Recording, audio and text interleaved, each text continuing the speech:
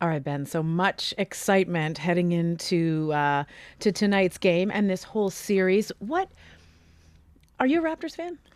I've been a Raptors fan since I played Raptor ball when I was in grade two, going to Rosedale Community Center and, just learning how to do left-hand layups. Okay, so you've got a lot invested here. What are you going to be watching for your team? There's a lot of speculation, and I'll get you to predict before we let you go. But I mean, what are you looking for in this series?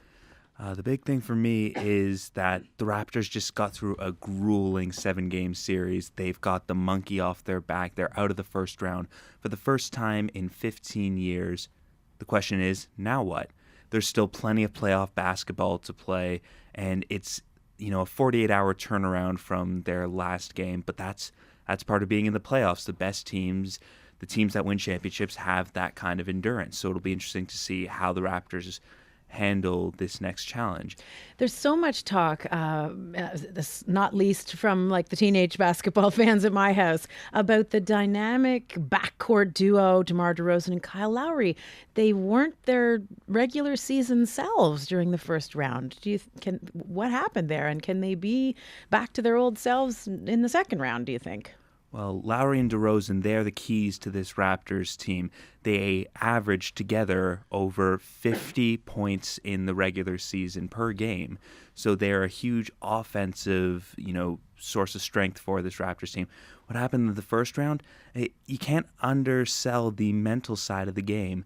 Whether it's back-to-back years of early exits, or the mounting pressures from DeMar's going to be a free agent at the end of the summer. Lowry has faced questions over being a leader throughout his career, and they showed some impressive resolve in that first round series. And Lowry's been training for this. From last year to this year, he's slimmed down. He's conditioned himself much better in preparation for a long postseason run. And DeMar, he has a lot of pride on the line. He also has, free agency coming up in the summer, so he is playing for his next contract, and he needs to prove not only to their teams and the Raptors, but to himself that he is a playoff caliber player. We'll see if that getting the monkey off their back actually translates into that psychological shift for them going forward. The Miami Heat, how tough a team for people who maybe are just joining the Raptors bandwagon right now. How stiff competition is this? We've beaten the Heat several times in this regular season. So the Raptors did go 3-1 against the Miami Heat during the regular season, but you really have to disregard the regular season once it comes to the playoffs. The Raptors played the Heat early in the season, and this isn't the Miami Heat with the big three of LeBron James, Dwayne Wade, and Chris Bosh.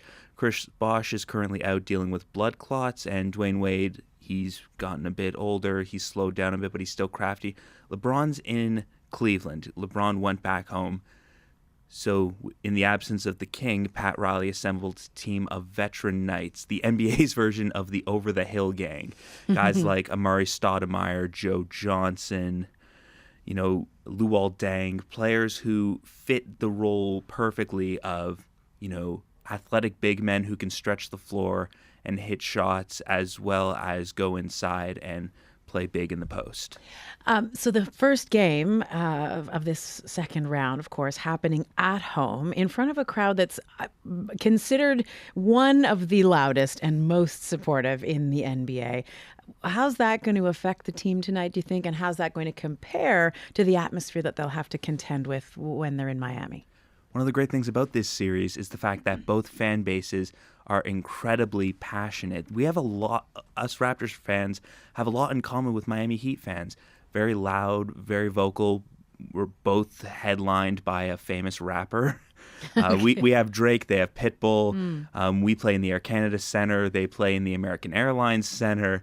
It's pretty much we the North versus, Somos el Sur, we the South in Spanish. Interesting. Okay, so if it's sort of evenly matched in terms of the fans, I'm going to put you on the line. What's your prediction for the series here? I'll repeat the same thing I was telling my desk editor, Jesse Campagato, upstairs. I'm picking the Heat in 7. I know that's not going to be popular. Face. That's not what I wanted to hear you say. Well, for me, But we this appreciate series, the honesty. for me, this series is all about, both teams are going to be going the distance. There's a great matchup in the paint between 7-footers Jonas Valanciunas and Hassan Whiteside. You've got great guards. You have intense fan atmospheres. And I'm expecting this to go the distance, but I have to give the edge, just the slightest of edges, to the Heat. Well, I'm going to counter that with predictions I heard from two 13-year-olds in the backseat of my car yesterday on the way to basketball practice. They say that if DeRozan and Lowry can play like they did in the regular season, it's going to be Toronto in 6. So throwing that down. We'll see who's right. Absolutely. All right. Thanks, Ben. Thank you.